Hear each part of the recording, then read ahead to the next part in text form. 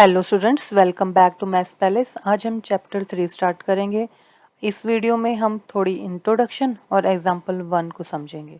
तो चलिए स्टार्ट करते हैं। तो इस चैप्टर का नेम है linear equation in two variables. तो लीनियर इक्वेशन क्या होती है, पहले हमें ये पता होना चाहिए। तो लीनियर इक्वेशन की डेफिनेशन है an equation which can be put in the form of ax plus by plus c equal to 0 where a, b, c are real numbers and a, b are not 0 is called a linear equation in two variables x and y। क्या मतलब है इसका? x और y दो variable हो equation के अंदर और इसके साथ जो वेरिएबल्स आएंगे जैसे ये a, b हैं, ये दोनों ज़ीरो नहीं होने चाहिए और ये रियल नंबर्स होंगे। ये वेरिएबल्स तो होंगे हमारे, क्यों कौन से वेरिएबल्स होंगे ये देखिए, x और y ये तो क्या है हमारे two variables, a, b and c ये हमारे रियल नंबर्स होंगे। इसमें जो x और y के साथ ये जो दो ये a और b आ रहे हैं, ये दो डिजिट हैं, ये कभी भी ज़ीरो नहीं हो सकती हैं। इस पूरी लाइन का, इस पूरी डेफिनेशन का मीनिंग ये है। सेकंड देखिए, general form for a pair of linear equations in two variables x and y is x और y दो वेरिएबल्स के साथ पेयर ऑफ लीनियर इक्वेशन की फॉर्म क्या होती है। देखिए, a1x plus b1y plus c1 equal to 0, a2x plus b2y plus c2 equal to 0। क्या मीनिंग है इसका कि आपके पास कोई भी इक्वेशन हो, जैसे कि मैं यहाँ पे एक इक्वेशन लिखती हूँ 2x plus 3y plus 2 equal to 0, 3x plus 5y plus 1 equal to 0। ध्यान से देखिए, ये जो x और y हैं ये तो वेरिएबल्स हैं। अब इनके साथ जो डिजिट है यहाँ 2, 3 और 2, ये ज़ीरो नहीं होनी चाहिए। ठीक है, ये तो थी फर्स्ट फॉर्म में। देखिए 1 का क्या मीनिंग है, 1 और 2 का, इसका मीनिंग ये है कि एक इक्वेशन ये है, एक इक्वेशन ये है। तो ये इक्वेशन को अलग अलग डिफाइन करने के लिए a1 और a2 का यूज़ किया हुआ है, बस इतना ही डिफरेंस है। क्लियर। अब थर्ड देखिए, अ pair of linear equation in two variables will following three possibilities. जो ये लीनियर इक्वेशन की जो हमने अभी फॉर्म पढ़ी है, इसमें तीन पॉसिबिलिटीज़ होंगी। पहली क्या होगी, या तो ये लीनियर इक्वेशंस क्या करेंगे, will intersect at one point. जैसे कि ये हमारा क्या है, x axis, this is Y axis. तो लीनियर इक्वेशन जो ये दो होंगी, तो जब इनको हम सॉल्व करेंगे दोनों को, तो जो भी यहाँ पे इक्वेशन आएगी तो उसको जब हम ग्राफ के ऊपर ड्रॉ करेंगे तो या तो क्या होगा, ये एक दूसरे को इंटरसेक्ट करेंगी एट वन पॉइंट, या फिर the two lines will not intersect, that is they are parallel. या फिर क्या होगा, ये एक दूसरे के पैरेलल होंगी। ठीक है। सेकंड, थर्ड क्या हो सकता है, to lines will be coincident, means एक लाइन के ऊपर ही दूसरी लाइन आएगी। क्लियर। तो ये तीन ही पॉसिबल होंगे, फोर्थ कोई भी पॉइंट इसके अलावा नहीं हो सकता। दो इक्वेशन जब सॉल्व होंगी और उनको ग्राफ के ऊपर जब हम पॉइंट करेंगे, या तो वो क्रॉस होंगी या वो पैरेलल होंगी या फिर एक दूसरे के ऊपर कोइंसिडेंट होंगी। क्लियर। अब देखिए, तो देखिए एग्जाम्पल 1 में क्या गिवन है। ये आप जब क्वेश्चन ये स्टार्ट होता है, जब ये चैप्टर, तो ये आपको एक क्वेश्चन गिवन है, इसी को एग्जाम्पल 1 बनाया गया है। क्लियर। तो देखिए, Akhila went to a fair in her village, she wanted to enjoy rides on the giant wheel and play hoopla. Hoopla क्या होता है, a game in which you throw a ring on the items kept in a stall and if the ring covers any object completely you get it. इसका meaning है कि जब हम, आपने देखा होगा जब आप मेले में जाते हैं तो वो एक रिंग होती है गोल, उसको आइटम्स पड़ी होती हैं काफ़ी सारी, उसके ऊपर आपको थ्रो करना होता है। अगर वो रिंग किसी भी आइटम के ऊपर आती है तो वो चीज़ आपकी हो जाती है, तो बस उसको हुपला कहते हैं। नेक्स्ट देखिए, the number of times she played hoopla is half the number of rides she had on the giant wheel. Hoopla का उसने कितनी बार खेला है, half the number of ride, जितनी उसने राइड्स लिए उससे हाफ उसने हुपला खेला है। Clear. If rides each ride cost ₹3 end game of hoopla की कॉस्ट है ₹4, how would you find out the number of rides she had and how many times she played hoopla. तो हमें क्या निकालना है कि उसने कितनी बार राइड ली है और कितनी बार हुपला खेला है। प्रोवाइडेड शी स्पेंड ₹20, उसने टोटल ₹20 स्पेंड किए हैं। हमें दोनों बताने हैं कि कितनी बार उसने राइड ली है और कितनी बार उसने हुपला खेला है। और साथ में represent this situation algebraically and graphically, means geometrically. एक तो इसको अलजेब्रिकली सॉल्व करना, सॉल्व करने के बाद उसको ग्राफ के ऊपर हमें रिप्रेजेंट करना है। क्लियर। अब सबसे पहले हम इस क्वेश्चन को स्टार्ट करने दें। हमें दो चीज़ें पता है, एक तो वो जो अकेला है उसने क्या किया, राइड्स लिए जाइंट व्हील के ऊपर, दूसरा उसने हुपला खेला। तो सबसे पहले हम क्या करेंगे, let number of times ride, number of times ride, number of ride times, number of time she rides equal to x, इतनी बार उसने राइड किया है। लेट करना है next number of time she played hoopla, hoopla कितनी बार उसने खेला है वो मान लेते हैं हम y। क्लियर। अब x और y हमें पता लग गया। अब आगे उसने क्या कहा है, यहाँ तक हो गया क्वेश्चन। उसके बाद if each ride cost ₹3, ride की कॉस्ट ₹3 है, इट मीन्स राइड कहाँ है हमारी, राइड x है, तो इसकी कॉस्ट है, एक राइड की कॉस्ट है ₹3। Second, and a game of hoopla cost ₹4, और हुपला इट मीन्स y की कॉस्ट एक बार खेलने की ₹4 है। How would you find out the number of rides she had and how many times she played hoopla provided she spent ₹20? Total उसने ₹20 spend किए। ठीक है, टोटल कॉस्ट हमें पता है ₹20। क्लियर।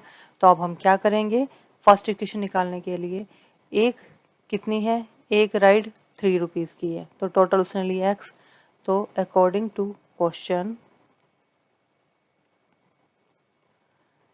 फर्स्ट क्या हो जाएगा, 3 को x से मल्टीप्लाई करेंगे 3x, दूसरा क्या हो जाएगा 4x हो जाएगा, क्योंकि 4y हो जाएगा क्योंकि हुपला y है और एक की कॉस्ट है 4, तो 4y।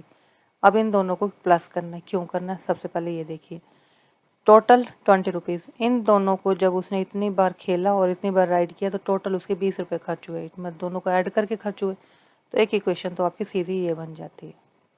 ठीक है। अब सेकंड देखिए, इससे पहले एक इक्वेशन और हमने बनानी है, वो यहाँ पे ये देखिए, the number of times she played hoopla is half the number of rides.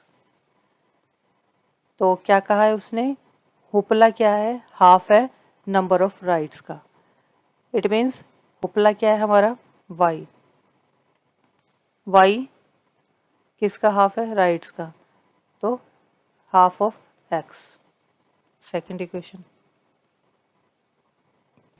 ठीक है। अब इन दोनों इक्वेशन से हमने क्या निकालनी है, दो वैल्यूज़ निकालनी है x और y की, उन दोनों को ग्राफ पे रिप्रेजेंट करना है। तो ग्राफ पे रिप्रेजेंट करने के लिए हम यहाँ पे दो टेबल्स यहाँ बना लेते हैं। ठीक है, ये दो टेबल बनाई, जितनी मर्जी आप x और y की वैल्यूज़ पुट कर सकते हैं, बस एटलीस्ट 2 तो हों, उसके ऊपर कितने भी बना सकते हैं। क्लियर। अब y इक्वल टू x/2 है, तो यहाँ पे अगर मैं x की वैल्यू 0 कर दूँ तो y भी 0 हो जाएगा, यहाँ लिख दिया मैंने। अब देखिए, अगर यहाँ पे x की वैल्यू को हम 1 लेते हैं तो y भी क्या हो जाएगा, 1 हो जाएगा। ठीक है। और यहाँ पे एक चीज़ और ध्यान देना आपने, यहाँ y की वैल्यू हमने निकाली तो यहाँ भी y की वैल्यू निकालनी है, तो यहाँ हो जाएगी 4y equal to 20 minus 3x। तो y की वैल्यू निकालेंगे तो 20 माइनस 3x अपॉन में 4 हो जाएगा। क्लियर। ये दो इक्वेशन है, दोनों में अलग अलग वैल्यूज पुट करनी है। तो आप देखिए, यहाँ पे अगर मैं x की वैल्यू को 2 पुट करूँ तो 2/2 हो जाएगा, 1 आ जाएगा। x की वैल्यू मैंने 2 पुट की तो y की वैल्यू 1 आ गई। क्लियर। और क्या पुट कर सकते हैं, अगर मैं x की वैल्यू 4 पुट करूँ, जैसे ये x/2 है, इसको मैं ऐसे भी लिख सकती हूँ, y इक्वल टू x/2। तो x की वैल्यू को अगर मैं 4 पुट कर दूँ तो y की वैल्यू क्या हो जाएगी, 4/2, 2 आ जाएगी यहाँ पे डिवाइड होके। अब यहाँ आ जाइए सेकंड इक्वेशन में, ये वाली इक्वेशन में देखिए, अगर यहाँ पे हम 0 पुट करते हैं x की वैल्यू को तो ये तो पूरा 0 हो जाएगा, तो 20/4 5 हो जाएगा। तो x की वैल्यू को 0 पुट किया तो y की वैल्यू 20/4, तो इससे डिवाइड करेंगे तो 4 5 20, तो यहाँ वैल्यू आ जाएगी 5। क्लियर। और देखिए, और क्या पुट कर सकते हैं जो इसको डिवाइड कर दे,